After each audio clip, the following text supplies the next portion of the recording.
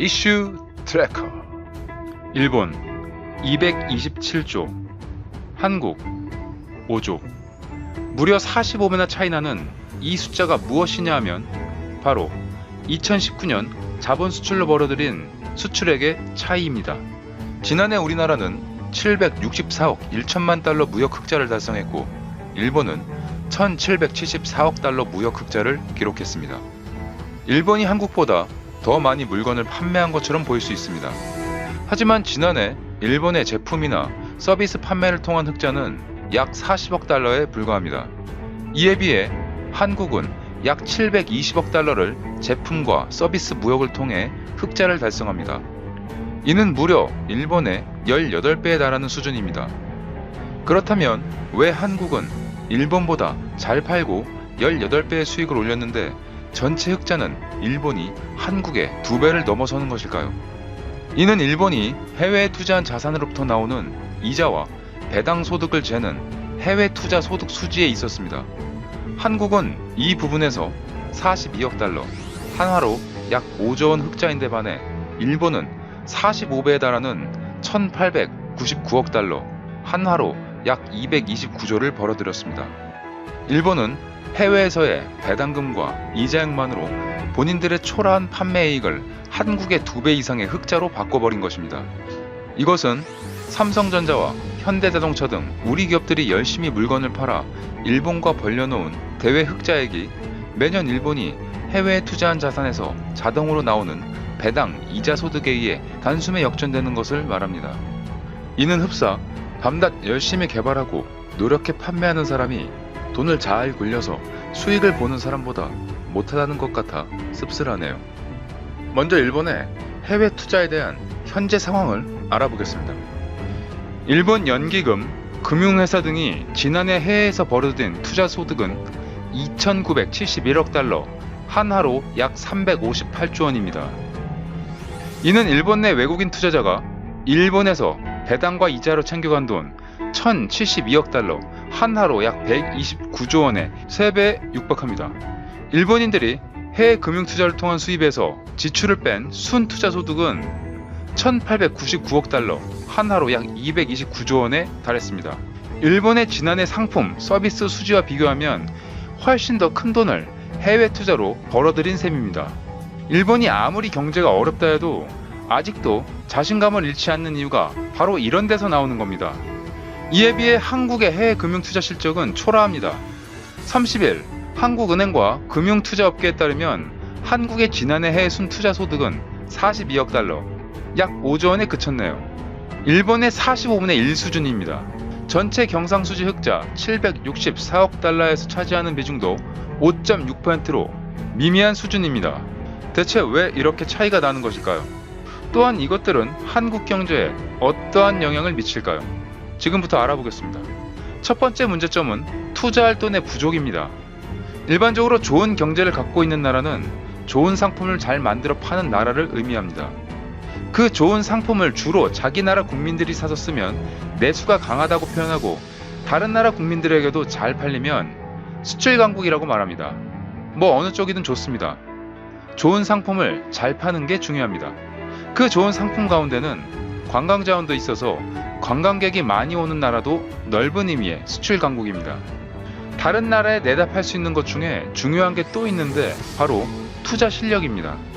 투자 실력을 판매한다는 표현이 좀 모호하긴 합니다만 다른 나라의 자산에 투자해서 투자 수익을 잘 올리는 것을 투자 실력을 판매한다고 표현한다면 투자 실력도 좋은 수출품입니다. 잘 사는 나라들은 지금 언급한 좋은 상품들을 많이 갖춘 나라를 뜻합니다. 문제는 한국은 다른 나라의 자산에 투자해서 투자 수익을 올리는 실력이 아직 부족합니다.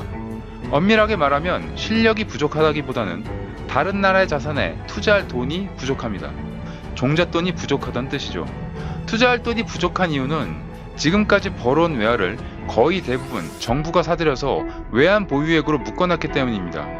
중앙은행은 원화를 찍어내서 기업이 수출로 벌어들인 외화를 사들입니다. 그리고 이렇게 시중에 원화가 풀린 만큼 통화 안정 채권이라는 것을 팔아서 통화량을 흡수합니다. 돈을 버는 대로 정부가 그 돈을 가져와서 외환 보유액으로 담아놓고 국채 같은 안전하지만 수익률이 낮은 자산에 투자하고 있어서 투자 수익은 매우 저조한 상황입니다. 두 번째는 한국의 잘못된 판단에 근거한 투자 실력의 부족입니다. 과거 일본은 자국의 경제 성장의 어려움을 인식하고 정확한 분석을 통해 해외 투자를 시작했습니다. 이는 한국으로도 다량의 일본 자금이 들어오게 했고 한국 내에서 발생한 투자 수익을 일본으로 보내고 있는 현실입니다. 지난 7월 국제금융센터 등 금융권에 따르면 지난해 9월 말 기준 미쓰비시 파이낸셜 그룹과 미쓰이 스미토모, 미즈호, 야마구치 등 일본계 은행의 국내 총 여신은 21조 원으로 집계됐습니다. 직간접적인 여신 규모까지 합치면 69조 원에 달한다는 분석도 나옵니다. 이 자본은 한국 내 은행과 기업, 그리고 한국 내 활동 중인 일본 기업들에게 활용되고 있습니다.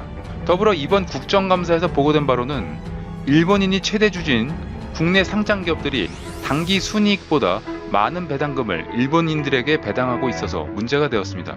추가적으로 문제가 된 것은 이러한 일본계 기업들은 한국에서 낸 수익의 많은 부분을 배당으로 배분하면서 국내 기부는 5년간 전체 다 합쳐서 2억 7,500만 원에 불과한 것입니다.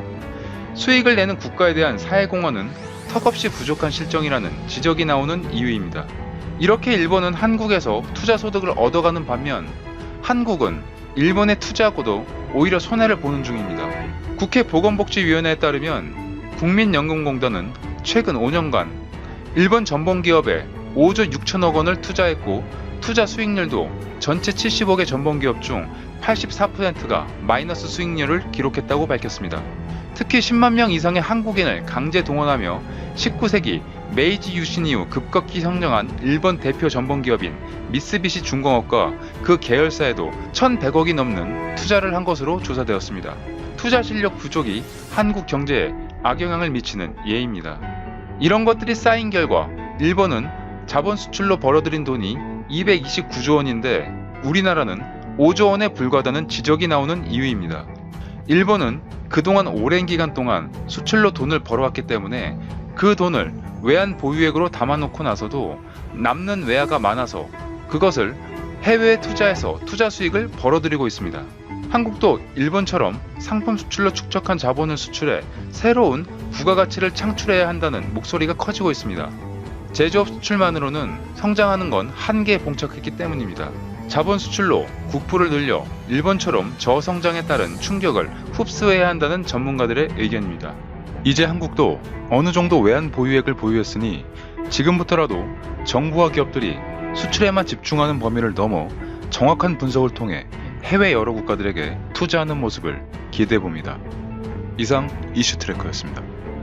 항상 구독해주셔서 정말 감사합니다. 첫 번째 뉴스는요. 이 정치권 공천 논란 때문에 호떡, 포스팅 뭐 이런 얘기까지 나오고 있어서 정리를 한번 해봤습니다. 호떡은 뭐예요? 호떡이라는 거는 공천을 잡고 앞으로 뒤로 뒤집는다고 해서 이제 호떡 아니냐. 호떡 뒤집듯이 뒤집는다. 그렇습니다. 그리고 뭐 똑같은 이유로 뭐 부침개냐 이런 얘기도 나오고 있습니다. 역시 예. 이제 뒤집는다는 얘기죠. 예.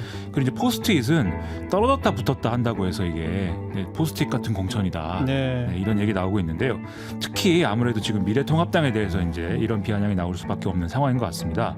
뭐 앞서 말씀하셨듯이 오늘 공천관리위원 맡은 김세현 의원도 직접적으로 비판 메시지를 내 예. 그런 상황이었죠. 뭐 방금도 제가 언급했지만 구체적으로 뭐라고 그랬죠? 김세현 의원이? 이 페이스북에 글을 올렸는데 당원 당규의 수호자가 돼야 될 최고위원회가 당원 당규의 파괴자가 됐다 이렇게 평가를 한 겁니다. 그래서 공천하는 애 작성 권한은 공관위에 있고 최고위에는 의결권과 제2요구권만 주어져 있는데도 불구하고 최고위가 직접 공천안에 손을 댄 것은 문제다라는 얘기였는데요. 이 주장을 하면서 이제 온갖 이제 어떤 비난하는 어떤 표현을 들어서 이제 최고위를 비난했기 예. 때문에 화제가 좀 되고 있습니다. 방금 이제 박형준 위원장은 그걸 이 당원 당규 해석상의 차이다 이렇게 또 보던데 뭐 그거 그렇고 어쨌든 잡음이 참 많았죠. 그렇습니다. 앞서 이제 말씀해 주신 것처럼 처음에는 논란의 여지는 있지만 뭐 큰 틀에서는 괜찮다 이렇게 봤거든요. 공천 내용이요. 예. 이른바 이제 친박 비박의 양쪽의 대표적 인물들이라든지 막말이라든지 뭐 이런 논란된 사람들이 불출마하든지 컷오프가 됐고 예. 유승민계, 안철수계 이런 좀 보수통합의 효과를 낼 수 있는 이런 대목도 있었기 때문에 네. 그런 평가가 나왔던 건데 아시다시피 이제 공천관리하고 최고위가 대립하는 어떤 모습 보여지면서 난전이 됐고 이게 이제 비난을 초래한 원인이 된 거죠. 그 민경욱 의원 건이 제일 좀 시끄러웠잖아요. 그렇죠. 민경욱 의원 같은 경우에 애초에 막말 논란 이런 걸로 컷오프가 됐었는데 그래서 공관위가 이 인천 연수울에 이제 민현주 전 의원을 대신 공천을 했었죠. 하지만 최고위가 여기에 대해서 제의를 요구해서 경선 지역으로 바뀌었고 이 경선에서 이제 민경욱 의원이 승리를 했었습니다. 그런데 이제 공관위가 민경욱 의원이 총선 홍보물에 어떤 허위 사실을 포함해서 썼다. 이게 이제 선관위 판단이 나왔는데 네. 이걸 근거로 해서 공천을 무효화하고 민현주 전 의원을 다시 이제 공천을 했던 것이죠. 예. 그러니까 최고위가 공천 무효를 다시 무효화하고 민경욱 의원이 원래 이제 공천 받았던 거를 다시 최종 글쎄. 확정하는 그런 과정이었습니다. 그 과정이 근데 왜 이렇게 된 거예요? 이 민경욱 의원이 이른바 친황계 인사다 이런 얘기인데요. 황교안 대표가 자기 사람 살리려다 보니까 무리도 둔 거다라는 해석이 사실은 언론에서는 지배적입니다. 황교안 대표 입장에서는 사실 선거 전망이라는 게 뭐 그렇게 막 밝지만은 않은 상황이고 그리고 선거가 끝나고 나면은 뭐 대선 출마나 이런 이것이 있기 때문에 지도부에 공백이 생길 수 있는 상황인 것이죠. 거기다가 예. 대권 주자로서 또 권력 의지를 보여줘야 앞으로 자기 세력이 생긴다. 이런 보수 쪽의 일각의 어떤 그런 평가도 있거든요. 그러다 보니까 자기 사람 챙기려고 한 거고 그러다 보니까 또 공천이 아니고 황천 아니냐라는 또 얘기까지 나오게 된 것이 아니냐라는 거죠. 네. 또 뭐 의왕, 과천, 화성을 몇 군데 또 했죠? 그렇죠. 이 최고위가 민경욱 의원 뒤집히기 전에 의왕, 과천, 화성을 부산, 금정, 경북, 경주의 공천을 한밤중에 전격적으로 이제 취소한 사건이 있었는데요. 그렇죠. 이걸 가지고 민경욱 의원 공천 무효 결정이 이 최고위의 바로 이 결정에 대한 공관위의 반격이었다라는 평가도 사실은 있는 상황입니다. 이 당시 최고위 결정 역시 황교안 대표 측이 주도한 걸로 알려져 있는데 좀 더 이제 고약한 모양새가 된 게 의왕, 과천하고 화성을의 경우에는 청년 후보 경선 지역이었던 거거든요. 예. 그러니까 여기는 청년 정치인을 키울 기회를 사실은 스스로 이제 없애버렸다 이렇게 볼 수가 있는 곳인 근데 거죠. 본선 경쟁력, 이기는 공천을 위해서 불가피했다 이런 주장이잖아요, 당은? 그렇습니다. 방금 이제 박형준 위원장도 그 말씀하셨는데 네. 지역구 선거에서는 현실적인 판단이 필요했을 수 있습니다. 그게 사실입니다. 근데 이 뭐 또 이런 면도 있죠. 준비된 청년 후보가 없는데 선거 직전에 또 내리꽂는다고 과연 그게 대안이 되겠느냐. 뭐 사실 이런 것도 있는 게 또 사실이고요. 예. 하지만 이런 얘기도 있지 않습니까? 다 경력직만 뽑으면 청년은 어디서 경력을 쌓아야 되냐 이런 얘기도 있듯이 예. 비례대표에 있어서라도 어떤 이런 배려가 있어서야 하는 거 아니냐 이런 얘기거든요.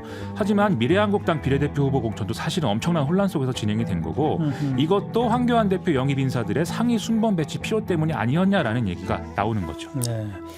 야당 쪽 분석해 주셨고 여당도 사실 논란이 많았죠. 그렇죠. 이 비례연합정당 추진하면서 협상 파트너를 막 바꾸고 그리고 이제 뭐 열린민주당하고 더불어시민당 등등을 두고 이제 어떤 관계 설정이나 이런 거에서 논란이 일어나서 뭐 형제 정당이다, 사돈 정당이다 이걸 두고 또 참칭하지 마라 이렇게 싸우는 이런 일들도 있었습니다. 예. 그런데 좀 비교하기가 좀 이제 좀 다른 상황인 게 적어도 이제 여당은 비례연합정당이라는 최소한의 어떤 약속했던 틀은 뭐 유지했던 거고 더불어민주당에서 직접 파견한 비례대표 후보들이 뭐 끝에서부터 7명 배치한다는 이 원칙도 형식적으로는 훼손하지 않았던 그런 상황이거든요. 여기에 비하면 미래통합당 공천 과정은 좀 심한 거 아니냐 이렇게 볼 수밖에 없다. 앞으로 어떻게 될까요? 이게 황교안 대표의 리더십에서부터 발생한 문제다. 이 사실을 지금 부정할 수가 없는 것입니다.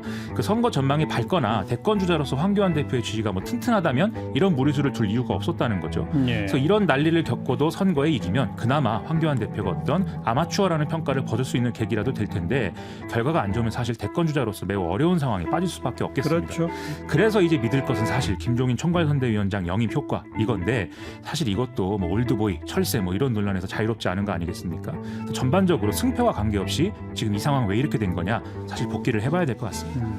고공비행 두 번째 뉴스는요. 문재인 대통령 오늘 국립대전현충원에서 열린 제5회 서해 수호의 날 기념식에 참석했는데 여기서 여러 얘기가 나와서 예. 짚어보겠습니다. 서해 수호의 날부터 설명해 주세요. 제2연평해전, 천안함 피격, 연평도 포격, 도발 등의 어떤 북한의 어떤 도발을 막다가 희생된 55명의 희생자들을 기리는 날인데요. 2016년에 정부 기념일로 지정이 됐습니다. 네. 문재인 대통령은 2018년과 2019년 기념식에는 참석을 하지 못해서 올해 처음 참석을 했는데요. 그러다 보니까 그동안 외면하다가 선거 앞두고서야 챙기는 거 아니냐 이런 비판이 또 보수 언론 등등을 통해서 나오고 있습니다. 2018, 2019년은 왜 참석 못했죠? 그 2018년에는 베트남 순방 일정이 있었기 때문에 참석을 못했고요.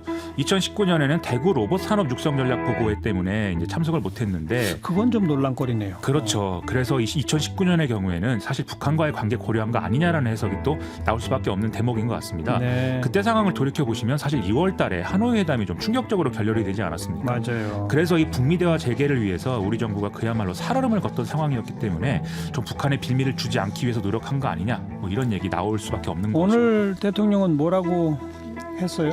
서해 수호 영웅들의 희생과 헌신은 애국심의 상징이다 이렇게 얘기를 했고 그래서 우리가 아무도 넘볼 수 없는 강한 안보를 갖춰서 한반도 평화와 번영에 대한 국제사회의 신뢰와 협력을 이끌어낼 수 있게 됐다라고 얘기를 했습니다. 네. 그리고 2018년에 남북 간 9.19 군사합의로 서해 바다에서 적대적 군사행동이 중지가 됐고 또 서해 수호 영웅들이 지켜낸 북방 한계선에서는 한 건의 무력 충돌도 발생하지 않고 있다면서 의미를 이제 부여하는 모습이었습니다. 네. 또 뭐라 그랬어요? 2018년 제2연평해전 전사자 보상 특별법 시행령이라든지 지난해 개정된 순직 유족연금 지급 기준 등을 소개를 하면서 희생자들의 예우에 대한 어떤 얘기를 했는데요. 예. 올해 163억 원으로 돼 있는 전상수당을 내년에는 632억 원 수준으로 5배 인상하겠다라고도 약속을 했습니다. 네. 그리고 문재인 대통령이 직접 55